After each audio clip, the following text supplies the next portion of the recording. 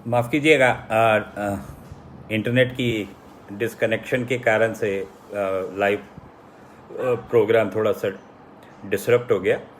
तो हम बात कर रहे थे सिम्टम्स की। तो हम सारे मरीजों को करीब करीब 3 पार्ट में डिवाइड करते हैं, माइल्ड, मॉडरेट एंड सीवियर। जहाँ तक सीवियर जो कैटेगरी के पेशेंट्स होते हैं, उन सीवियर कैटेगरी के मरीजों में ही हमें स्पेशल ध्यान देना होता है। और ये सीवियर कैटेगरी के मरीज कौन से कहलाते हैं? जिनको कि सांस लेने में दिक्कत हो रही हो, जिनकी छाती में जकड़न हो रही हो, ये मरीज जो होते हैं इनको तुरंत ही अपने किसी डॉक्टर या क्लिनिक से मिलना चाहिए।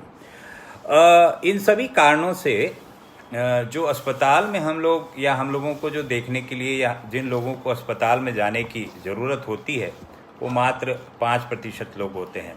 तो ओवरऑल सिनेरियो ये है कि कोरोना से 90 से 95% जो लोग होते हैं वो बिल्कुल ठीक हो जाते हैं।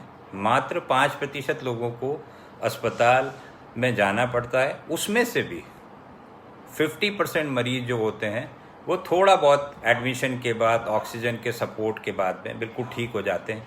और मात्र 1% मरीजों को सिर्फ आईसीयू केयर की ज़रूरत होती है। जहाँ तक इस बीमारी से ट्रीटमेंट का सवाल है, हमें बहुत सारी, अब आज की तारीख में हिंदुस्तान में बहुत सारी चीज़ें उपलब्ध भी हैं।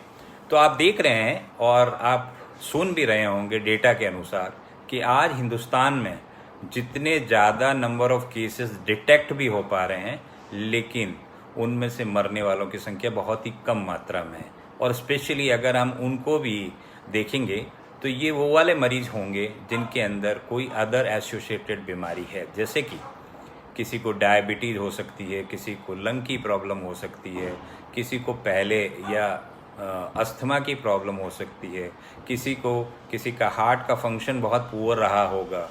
तो ये वो कैटेगरी के मरीज हैं जिनकी कोविड के साथ में मोर्टेलिटी हमेशा बढ़ जाती है। इसीलिए जो मेन एम्फेसिस अब हम लोगों के साथ होना चाहिए वो ये है कि इस बीमारी का प्रिवेंशन, या हमें क्या क्या प्रिकॉशंस लेनी चाहिए जब हम लॉकडाउन 1 की तरफ अग्रसर हो रहे हैं। जहाँ तक प्रिवेंशन का सवाल है तो बड़े सिंपल 3-4 चीज़ें हैं जिन्हें कि हमें स्पेशली ध्यान रखना चाहिए। और वो सबसे इम्पॉर्टेंट 4-5 जो बातें हैं वो ये हैं। सबसे पहली बात तो ये है कि हमें घर से बाहर कम से कम निकलना चाहिए, भीड़ वाली जगहों पे बिल्कुल नहीं जाना चाहिए। दूसरी बात, हमें मास्क जो है वो पहन के रहना चाहिए। नंबर 2, मास्क पहनना बहुत ही इम्पॉर्टेंट है और मैं आगे इसको एक्सप्लेन भी करूँगा क्यों, मास्क से क्या क्या फ़ायदे हैं या मास्क हमें क्यों पहनना चाहिए। ये बहुत ही इम्पॉर्टेंट एक बात है। और अगर हम ये 4-5 चीज़ें अपना लेते हैं अपनी ज़िंदगी में, तो मैं इस चीज़ की गारंटी देता हूँ, या जो लिटरेचर अब अवेलेबल है वो ये कहती है कि 80 से 90% बीमारी को हम सिर्फ इन 3-4 प्रिवेंटिव मेजर्स के बाद ही हम जो है इनको रोक सकते हैं। और उसमें जो सबसे इम्पॉर्टेंट बात है वो ये है कि हमें मास्क पहनना चाहिए। मास्क मैंडेटरी है। मास्क को हमें अपनी ज़िंदगी में अब अपना ही लेना चाहिए, ऐसा कहते हैं। मास्क आप सभी लोग दिखते हैं या सुनते भी होंगे, पढ़ते भी होंगे, काफ़ी सारी बातें मास्क के बारे में उपलब्ध हैं। और मास्क 3-4 तरीके के आते हैं। एक कपड़े का मास्क जो हम अपने घर में बना सकते हैं। दूसरा जो N95 एक बड़ा टिपिकल पर्टिकुलर वैरायटी का मास्क है जो भी हम लोग रिकमेंड करते हैं। लेकिन ज़्यादातर कॉमन मैन के लिए एक नॉर्मल कॉटन कपड़े का बना हुआ मास्क सफिशिएंट है मेरे हिसाब से। उसी के साथ साथ जो N95 मास्क है वो स्पेशली दो कैटेगरी के लोगों के लिए रिकमेंडेड है। एक, जो लोग किसी दूसरी बीमारियों से ग्रसित हैं, जैसे कि किसी को लंग की प्रॉब्लम है, किसी को हार्ट की प्रॉब्लम है, जो उम्र में बड़े हैं, जो डायबिटिक हैं, इन सभी मरीजों को N95 मास्क पहनना ही चाहिए जब वो बाहर निकलते हैं। कोशिश तो ये करनी चाहिए कि उन्हें बाहर नहीं निकलना चाहिए, परंतु उसके बावजूद भी अगर वो घर से बाहर निकलते हैं तो उन्हें इन सब चीज़ों से दूर रहना चाहिए या ये मास्क पहनकर ही बाहर निकलना चाहिए।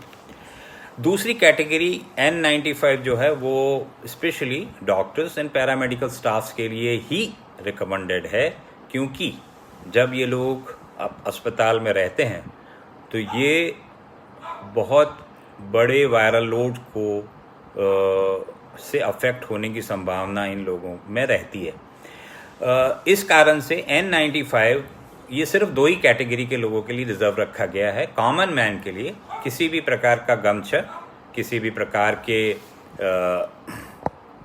गमछे के साथ हम कोई भी कॉटन का घर में बना हुआ मास्क जो है वो इस्तेमाल कर सकते हैं।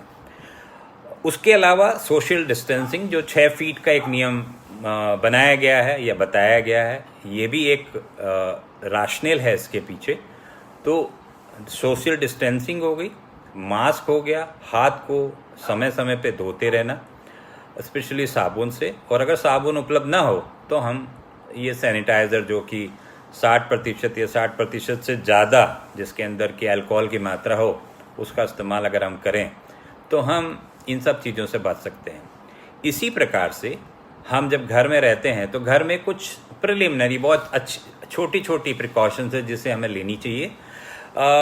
एक जो हमारे घर के नोब्स होते हैं, जो घर में एंट्री एग्जिट गेट्स हैं, उन गेट्स के जो मेटालिक नोब्स होते हैं उन्हें हमें समय समय पर साबुन या साबुन के पानी से और या फिर किसी भी डिसइंफेक्टेंट से हम उसे क्लीन करना चाहिए रोज़।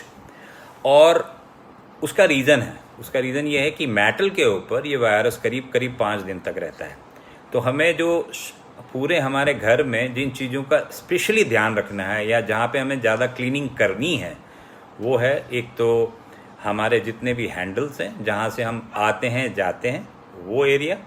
दूसरा एरिया ये होता है जो हम अपनी फ्लोर को क्लीन करते हैं, या हमारे घर में जो मेड सर्वेंट आती है वो जब हमारे फ्लोर को क्लीन करती है तो उसको क्लीन करने का बड़ा सिंपल तरीका है, और वो तरीका ये है कि साबुन के पानी से हमारे घर में साफ़ सफाई हो, ज़मीन उससे साफ़ की जाए, और उसके बाद अगर पॉसिबल हो तो हमें एक हाइड्रोजन पेरोक्साइड जो कि बाज़ार में उपलब्ध होता है, बहुत ही सस्ता भी है, उसको 1 गैलन वाटर या 1 गैलन बकेट के अंदर 5 टेबल स्पून हम अगर इसके डाल दें डिसइंफेक्टेंट के, तो ये जो है हमारे लिए, उसके बाद हम क्लीनिंग करें तो हमारी ये सरफेस क्लीनिंग इससे हो जाती है। इसी प्रकार जो हमारे टेबल टॉप्स हैं जहाँ पे भी हम बैठ के खाना खाते हैं, जहाँ पे हम बैठ के बात करते हैं, उनको भी हम इसी प्रकार से साबुन के पानी और या फिर हम जो डिसइंफेक्टेंट्स अवेलेबल हैं बाज़ार में उनसे हम क्लीन कर सकते हैं।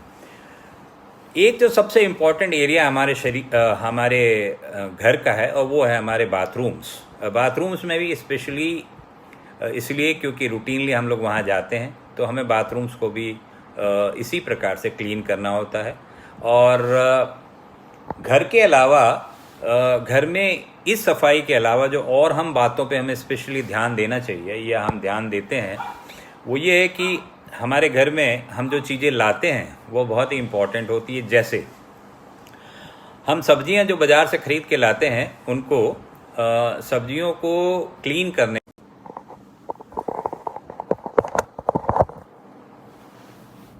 तो घर में जो चीज़ें हम लाते हैं उसमें से जो इम्पोर्टेंट हमारे लिए है वो है न्यूज़पेपर हमारे घरों में आता है, आएगा भी। उसके लिए बड़ा सिंपल तरीका है कि उसे अगर हम आधे पौन घंटे 1 घंटे के लिए धूप में रख दें या रखवा दें घर में लाने के पहले, तो एक डिसइंफेक्टेंट टाइप का जो हमारी अल्ट्रावायलेट रेज जो सन के साथ आती हैं सुबह के समय में, वो उसको डिसइंफेक्ट कर देती है नॉर्मली।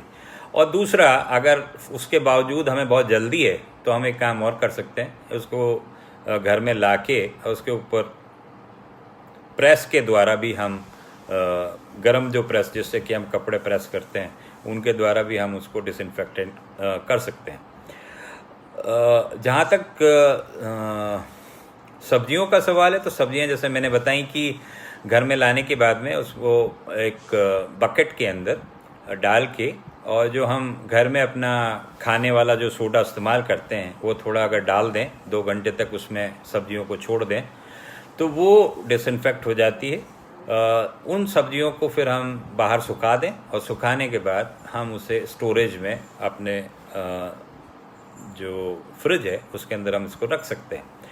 सब्जियों के अलावा जो हमारे घर में और भी बहुत सारे बॉक्सेस वगैरह आते हैं, जैसे दूध आता है हम लोगों के, तो उसका बड़ा सिंपल है कि अगर हम लोग दूध लेते हैं तो हम दूध को तुरंत प्रभाव से गर्म कर लें, या उसका जो यूटेंसिल है या जिस बर्तन में हमने लिया है उसको हम बदल के और उसको अगर हम गर्म कर लें तो उससे फैलने की संभावना बहुत ही कम होती है। उसके बाद अगर हम पैक्ड मिल्क लेते हैं तो उस पैक्ड मिल्क का क्लीन करने का तरीका बड़ा सिंपल है। उसको एक साबुन के पानी से उसके जो प्लास्टिक का पैकेट होता है उसको हम लोग क्लीन कर लें, और क्लीन करने के बाद उसको हम बाहर निकाल के और गर्म कर सकते हैं और वो हम यूज़ कर सकते हैं। ऐसा देखा गया है नॉर्मली कि दूध, सब्जियां, खाना और पानी के द्वारा कोरोना वायरस के फैलने की संभावना कम होती है। एक्चुअली ये जो सारे प्रिवेंटिव मेजर्स हैं हम हमारे घर में क्यों ले रहे हैं और क्यों लेनी चाहिए, इसमें जो एक तो हमारे खुद के इन्फेक्शन या हमको कोविड होने की संभावना बनी रहती है, एक तो उसके कारण से, और दूसरा कारण ये होता है कि जो हमारे घर में बड़े बुजुर्ग लोग हैं जिनकी उम्र 60 या 60 से ज़्यादा है और उनको एसोसिएटेड कोई बीमारियां हैं, जैसे कि डायबिटीज़ का होना, ब्लड प्रेशर का होना, किडनी की प्रॉब्लम का होना, हार्ट की प्रॉब्लम का होना, किसी लंग की प्रॉब्लम का होना, अस्थमा का होना, इन सब लोगों को भी हमें बचाना है। और ये जो प्रिवेंटिव मेजर्स हम लोग ले रहे हैं ये इसी कारण ले रहे हैं कि ये जो लोग हैं इन्हें हम बचाएं, और अगर हम बचाएंगे तो हम अपने पूरे देश में मोर्टालिटी रेट को कम से कम रख पाएंगे। आपन ने ये देखा है या सुना भी होगा, आप लोगों ने पेपर्स में पढ़ा भी है, या हमने ये वेस्टर्न वर्ल्ड से चीज़ें सीखी हैं। वेस्टर्न वर्ल्ड में जहाँ पे इटली और अमेरिका की जो बात की जाती है, स्पेशली इटली में मोर्टालिटी इसलिए बढ़ी क्योंकि जो लोग अपने घरों से बाहर निकले, या जो लोग अपने घरों से बाहर निकले वो जब वापस अपने घरों में गए तो अपने साथ जो वायरस लेके गए उसके कारण से उनके घर में जो उपस्थित वृद्धजन थे या बड़े लोग थे, बड़ी उम्र के लोग रहे, उनको उन्होंने इन्फेक्शन दिया और उसके कारण से मोर्टेलिटी उनके यहाँ बढ़ी। एक और कारण जो इटली में बताया गया वो ये था कि उनके यहाँ पे बड़ी उम्र के लोग ज़्यादा रहते थे, और क्योंकि उनके अंदर ये इन्फेक्शन फैल गया इसके कारण से उनके यहाँ पे मोर्टेलिटी ज़्यादा हुई। लेकिन एक चीज़ हमें बहुत स्पष्ट समझ लेनी है, और वो ये है कि इस बीमारी के कारण से कोई भी एज ग्रुप का आदमी अफेक्ट हो सकता है। हाँ, ये कहना ज़रूरी है, ये कहना या सोचना ज़रूरी भी होता है कि इस बीमारी के कारण से बड़े लोगों की मौत होने की संभावना ज़्यादा रहती है, परंतु जहाँ तक इन्फेक्शन का सवाल है तो वो कोई भी इंसान इस बीमारी से ग्रसित हो सकता है। बच्चों में इस बीमारी के इन्फेक्शन होने की संभावना कम होती है। ऐसी स्टडीज़ अब निकल के आ रही हैं, या हम ऐसा सोचते भी हैं हम एज एन डॉक्टर कि बच्चों में ये बीमारी क्यों नहीं देखी जाती। बच्चों में बीमारी इसलिए नहीं देखी जाती क्योंकि बच्चों के अंतर्गत या बच्चों के शरीर में जो ए सेल्स है उनका निर्माण नहीं हो पाता 12-13 साल, जब तक कि वो बड़े न हो जाएं तब तक। इसलिए छोटे बच्चों में यह बीमारी कम दिखाई देती है, परंतु इसका मतलब ये कतई नहीं है कि हम बच्चों को वो सब फ्रीडम दे सकते हैं या ये कह सकते हैं कि भाई आप जाइए और आप अपनी ज़िंदगी एंजॉय कीजिए। जहाँ तक बड़े लोगों का सवाल है, क्यों उनके अंदर ये बीमारी या उनको ये बीमारी क्यों पकड़ती है और उसके कारण से उनके मौतें क्यों होती हैं ज़्यादा, ये एक रीज़न अपने दिमाग में कई बार आता भी है। उसका रीज़न ये होता है कि जैसे जैसे हम उम्र में बढ़ते चले जाते हैं हमारी इम्यूनिटी पावर जो होती है वह कम होती चली जाती है, और उसके कारण से इस इम्यूनिटी के कम होने के नाते जो बड़े उम्र में जब हम पहुंचते हैं तो हमारे को ये इन्फेक्शन को पकड़ने की संभावना बढ़ती चली जाती है। इसी कारण से बड़ी उम्र के लोग यह बीमारी को जल्दी से पकड़ते हैं, और पकड़ने के कारण से अगर उनको एसोसिएटेड कोई बीमारी हो तो ज़्यादा मौत होने की संभावना बढ़ जाती है। इस कोरोना वायरस के कारण से हमारे सोशल, इकोनॉमिकल और साइकोलॉजिकल एस्पेक्ट्स पे भी बहुत भयंकर तरीके से फ़र्क पड़ा है। कैसे? सोशली अगर हम देखें तो हमारे में से इसका इम्पैक्ट इतना सीवियर पड़ा कि हमारे में से बहुत सारे लोग, या पूरे देश में बहुत सारे लोग बेरोजगार हो गए, बहुत सारे लोगों की नौकरियां चली गई, उसके कारण से बहुत सारी फैक्ट्रीज बंद हो गई, उसके कारण से भी अनएम्प्लॉयमेंट बढ़ता चला गया। इसके कारण से जो सबसे बड़ा सोशल इम्पैक्ट हम लोगों को अभी देखने को मिलता है या देखने को मिलेगा वो ये है कि आप सुनते हैं हम लोग रोज़ टीवी पे, कुछ लोग एंग्जाइटी, डिप्रेशन, घर में मारामारी, एग्रेशन, ये सब चीज़ों से ग्रसित हो जाते हैं, जो कि इसका एक साइड इफ़ेक्ट कहेंगे। और इसके कारण से जो सबसे बड़ी सोशल प्रॉब्लम हम लोग फेस करने जा रहे हैं या करते हैं वो ये होती है कि इसके कारण से गरीबी भी बढ़ती जा रही है, लोगों में गरीबी बढ़ेगी, और उसी के साथ जो क्राइम रेट है हमारे सोसाइटी में वो भी बढ़ेगा। ऐसा अक्सर हर महामारी के समय में देखा गया है कि ये सब चीज़ें होती हैं। इसका स्पेशली इसी से लेना देना नहीं है कि कोरोना वायरस के कारण ही ऐसा होगा, लेकिन ये एक इसके साइड इफ़ेक्ट्स कहेंगे।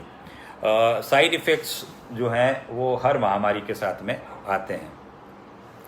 यह प्रॉब्लम जो सोशल प्रॉब्लम, साइकोलॉजिकल प्रॉब्लम्स, ये हम डॉक्टर्स और पैरामेडिकल स्टाफ्स में भी देखने को मिलता है या मिला है। वेस्टर्न वर्ल्ड के जो लिटरेचर अब हमारे पास उपलब्ध हैं उसमें ऐसा देखते हैं कि हमारे में से वेस्टर्न वर्ल्ड में स्पेशली वहाँ पे जब एक स्टडी कंडक्ट की गई स्पेशली यूके में, तो उन्होंने पाया कि वहाँ पे बहुत सारे डॉक्टर्स और पैरामेडिकल स्टाफ मेडिकल फील्ड को छोड़ने के ऊपर आतुर हो गए।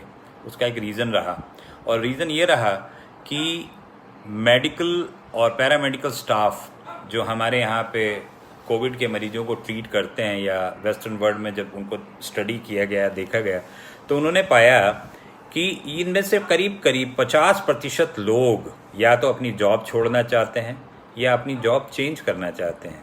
उसका रीज़न ये है, एक जो मेंटल स्ट्रेस काम करते समय, मरीजों को इलाज करते समय डॉक्टर्स और पैरामेडिकल स्टाफ के ऊपर रहता है, एक तो उस कारण से। दूसरा, जो आप पीपीई किट्स आप अक्सर देखते हैं पेपर्स पे, टीवीज़ में आपने लोगों ने देखा होगा डॉक्टर्स को पहने हुए। ये पीपीई किट्स इतनी जो पीपीई किट्स जो होती हैं वो इंसान को एक तरीके से डिप्रेशन के फेज़ में ले आती है।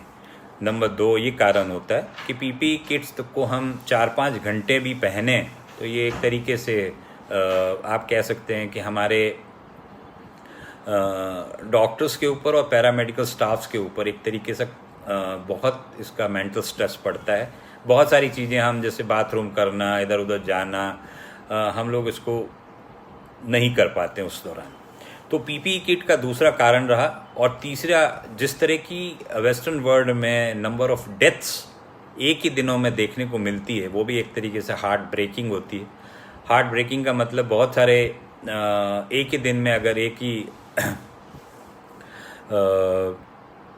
हॉस्पिटल में, एक ही वार्ड में या एक ही यूनिट में, एक ही आईसीयू में हम लोग बहुत सारी मौतें देखते हैं, तो एज एन ह्यूमन बीइंग हम लोगों का भी मन विचलित हो जाता है। और उसके कारण से बहुत सारे डॉक्टर्स और पैरामेडिकल स्टाफ ने वेस्टर्न वर्ल्ड में ये अपने एडमिनिस्ट्रेशंस को लिख के दिया कि हम अपनी जॉब छोड़ना चाहते हैं, वो मेडिकल प्रोफेशन को ही छोड़ना चाहते हैं।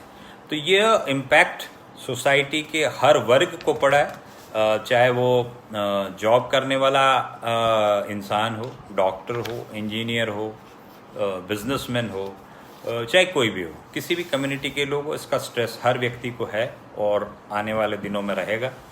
और इसीलिए जब इसके प्रिवेंटिव मेजर की हम बात कर रहे थे तो मैं एक बात बताना भूल गया। उसी कारण से हम लोग जो मेन एम्फेसिस कहते हैं या किया था वो ये था कि इसमें डाइट और योगा और फिज़िकल एक्टिविटी जो है वो बहुत ही इम्पॉर्टेंट रही या रहती है, जिसके कारण से हमें अपनी साइकोलॉजिकल बिहेवियर या बिहेवियरल चेंजेस जो इस दौरान हमारे में आए हैं उनको काउंटर करने के लिए।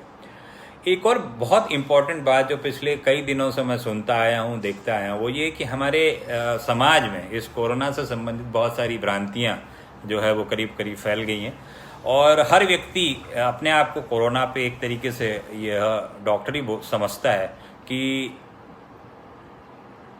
मैं जो कहता हूँ या मैंने जो पढ़ा वही ठीक है। ऐसा नहीं है।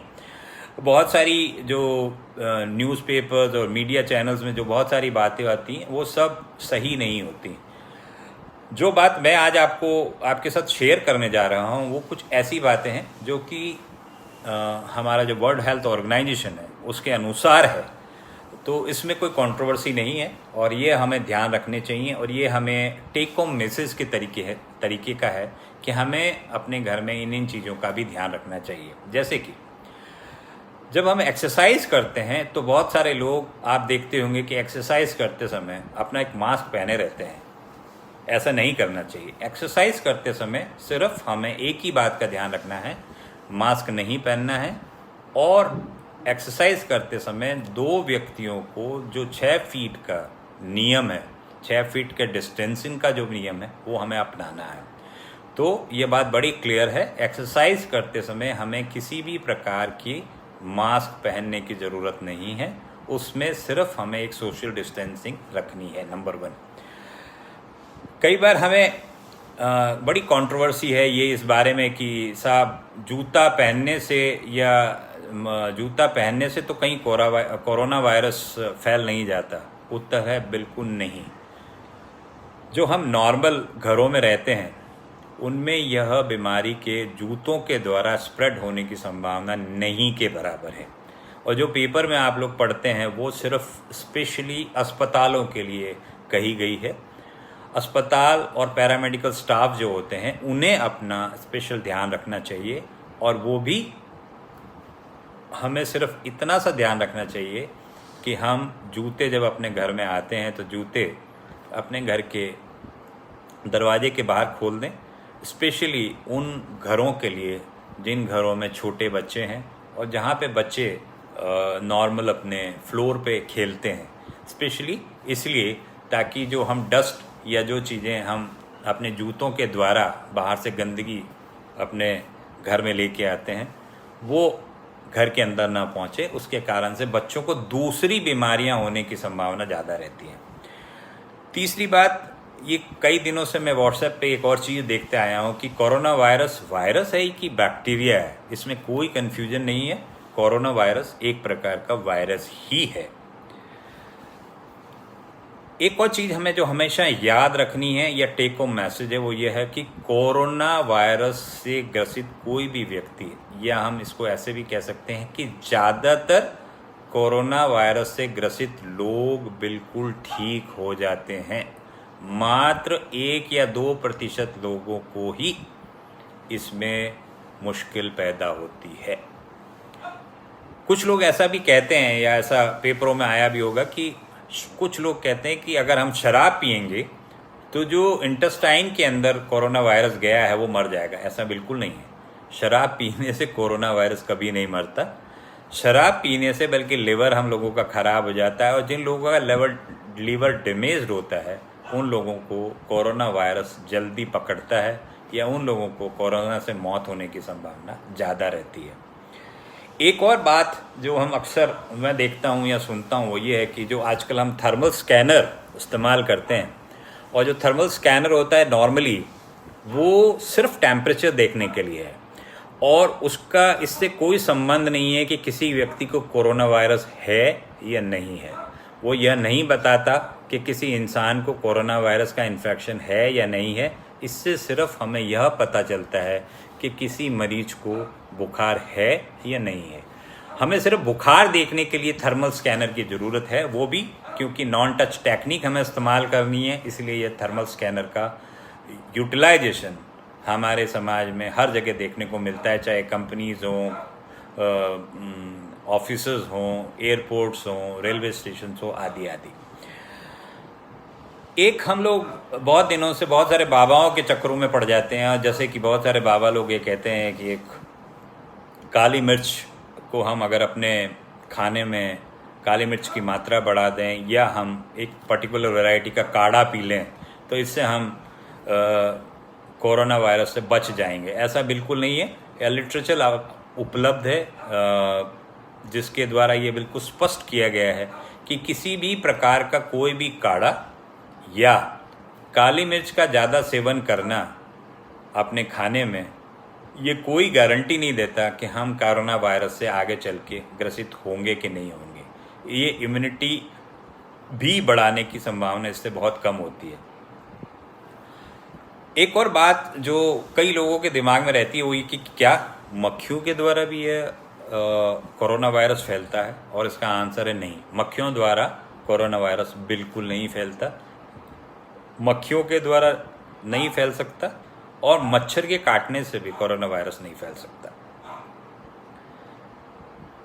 एक और बात जो अक्सर टीवी पे देखने को मिलती है या हमने बहुत सारे जगहों पे देखा भी है, मैं भी अभी 1-2 ऑफिसेज में गया था, वहाँ देखा मैंने कि जब हम ऑफिस में घुसते हैं तो उनके एंट्रेंस वाली जगह पे बहुत सारे उन्होंने ये सो कॉल्ड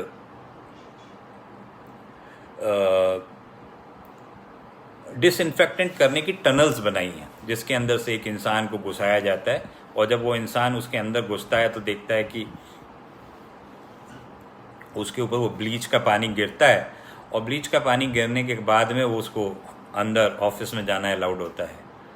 WHO के रिकमेंडेशंस बड़ी सिंपल और स्ट्रेट फॉरवर्ड है कि इस प्रकार का ब्लीच का पानी का छिड़काव शरीर पे बिल्कुल नहीं होना चाहिए, और यह इस बात की गारंटी नहीं देता कि कोई मरीज जो है इस ब्लीच के छिड़काव के कारण से डिसइंफेक्ट हो गया। नहीं, कोरोना वायरस स्किन पे नहीं रहता, कोरोना वायरस हमारे शरीर के अंदर रहता है।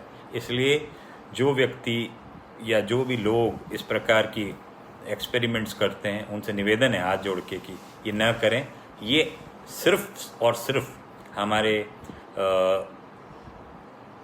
चमड़ी को नुकसान पहुंचाता है, या हमारी स्किन को नुकसान पहुंचाता है। एक और क्वेश्चन बहुत लोगों के मन में मैंने देखा, और जिसको कहते हैं कि कुछ लोग ऐसा सोचते हैं, और कॉमन मैन ही नहीं लेकिन बहुत सारे डॉक्टर्स भी ऐसा सोचते हैं कि एक बार कोरोना इन्फेक्शन हो गया तो मतलब हमारे पास इम्यूनिटी आ गई और अब उसके बाद हमारा आगे हम लोगों को कोरोना इन्फेक्शन होने की संभावना नहीं है। नहीं, ऐसा नहीं है। जो व्यक्ति कोरोना के इन्फेक्शन से एक बार ग्रसित हो चुका है वो विदिन 6 मंथ्स या विदिन 3 मंथ्स जो है वापस से कोरोना के बीमारी से इन्फेक्ट हो सकता है, या कोरोना उन्हें वापस से इन्फेक्ट कर सकता है। एक और बात जो बहुत दिनों पहले मैंने देखी थी और सुनी थी, और वो ये थी कि कुछ लोगों ने ऐसा सजेस्ट किया कि हम लोग अगर अपने सांस को 10 सेकंड के लिए होल्ड कर सकते हैं, और 10 सेकंड की सांस को होल्ड करने के बाद अगर हमें खांसी नहीं आती या हमें सांस लेने में कोई तकलीफ़ नहीं होती है तो इसका मतलब हमको कोरोना नहीं है। नहीं, ऐसा बिल्कुल नहीं है। यह कोई टेस्ट नहीं है जिसके बेसिस पे हम किसी व्यक्ति को ये कह सकते हैं कि यह व्यक्ति कोरोना से ग्रसित है या ये कोरोना से ग्रसित नहीं है। इसी प्रकार से ठंडे या गर्म पानी के स्नान करने से भी कोरोना से हम भाग नहीं सकते, या हम ऐसा नहीं कर सकते या ऐसा नहीं सोच सकते कि हमें कोरोना का इन्फेक्शन नहीं होगा, क्योंकि कोरोना का जो भी वायरस है वो हमारे हाथ के अलावा बाकी के शरीर के दूसरे अंगों पर नहीं रहता। तो इसलिए ये सोचना कि ठंडे और गर्म पानी से नहाने के कारण से हमारे कोरोना से बचाव हो जाएगा, ये भी एक प्रकार की भ्रांति ही है। कुछ लोग ऐसा कहते हैं या ऐसा सोचते भी होंगे कि जब हम हैंड वॉश करते हैं, बहुत सारे मॉल्स में जब हम जाते हैं या मंदिरों में जाते हैं, बहुत सारी जगहों पे, घरों में भी बहुत जगह लगे रहते हैं जिसको भी हम बोलते हैं हैंड ड्रायर जो लगे होते हैं, हाथ को सुखाने की जो मशीनें लगी होती हैं, हैंड ड्रायर्स के द्वारा भी कोरोना वायरस जो है वो नहीं मरता। लहसुन और प्याज के खाने से भी कोरोना वायरस को नहीं रोका जा सकता। और जो लास्ट की बात है और जो सबसे इम्पोर्टेंट बात है वो ये है कि कोरोना वायरस किसी भी उम्र में किसी भी व्यक्ति को ये पकड़ सकता है। तो यह कोई व्यक्ति ऐसा ना सोचे कि मैं क्योंकि उम्र में छोटा हूँ इसलिए मुझे बीमारी नहीं पकड़ सकती। नहीं, ऐसा नहीं है। आज की तारीख में ऐसा कहा गया है कि किसी भी उम्र के व्यक्ति को कोरोना वायरस पकड़ सकता है। हाँ, ये बात ज़रूर है कि कोरोना वायरस जो है स्पेशली जो 60 और 60 साल से ऊपर के व्यक्ति हैं उनको इम्यूनिटी कम होने के नाते यह बीमारी ज़्यादा पकड़ती है। और रही बात और भी बहुत सारी भ्रांतियां हैं, पर मैं अपने इस टॉक को आज यहीं समाप्त करूंगा। और एक बार फिर से अखिल भारतीय पुष्टिकर सेवा परिषद को धन्यवाद दूंगा तहे दिल से, और आप सभी सुनने वालों को भी धन्यवाद दूंगा कि मेरी इस बात को आप लोगों ने गौर से सुना। और सुनने के बाद में अगर आप लोगों को कोई भी किसी भी प्रकार की और भ्रांति या आपको कोई क्वेश्चन हो आपके दिमाग में तो आप पूछ सकते हैं, उसका मैं तुरंत जवाब दूंगा या आपको आपके फ़ोन पे वापस उसका रिप्लाई दूंगा। धन्यवाद। जय हिंद।